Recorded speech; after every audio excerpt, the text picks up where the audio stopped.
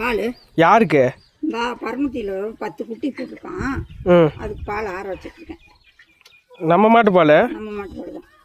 பால்லாம் சொசைட்டிக்கெலாம் ஊற்றுறது இல்லைங்க. இந்த மாதிரி வாயிலா ஜீவன்கள் காலையில் நம்ம வீட்டில் இருக்கவங்களுக்கும் மற்றபடி இந்த மாதிரி தெருவில் எந்த குட்டியாவது குட்டி போட்டிருந்து நம்ம கண்ணுக்கு தெரிஞ்சால் அவங்களுக்கு கொண்டு போய் தினமும் காலையில் கொடுத்துட்றது.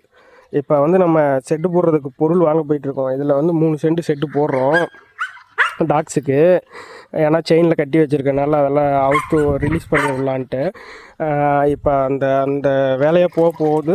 அங்கே உள்ளே போய் தான் போகணும். ஆனாலும் வந்து அந்த குட்டியெல்லாம் வந்து அவங்க அம்மா இருக்காங்க. அவங்க அம்மா இருந்தாலும் அவங்க அம்மா பால் பத்துமான்னு தெரில. அதனால நாம் கொஞ்சம் ஒரு 3 லிட்ரு பால் கொடுக்கலாம் அப்படின்ட்டு 10 குட்டிக்கு 3 லிட்ரு 2 லிட்ரு இருக்கலாம், சரியாக அளவு தெரில. அதனால் அம்மா பால் கேன் வச்சுட்டு பால் காய்ச்சி ஆற்றிட்டு இருக்கிறாங்க. இப்போ போவையில் கொடுத்துட்டு நம்ம அப்படியே அந்த செட்டுக்கு நம்ம வீட்டில் இருக்க டாக்ஸுக்கெலாம் செட்டு போடுறதுக்கு பொருள் எடுக்க போயிட்டு பொருள் எடுத்துகிட்டு வந்துடுவோம். ஆறிடுச்சாம்மா?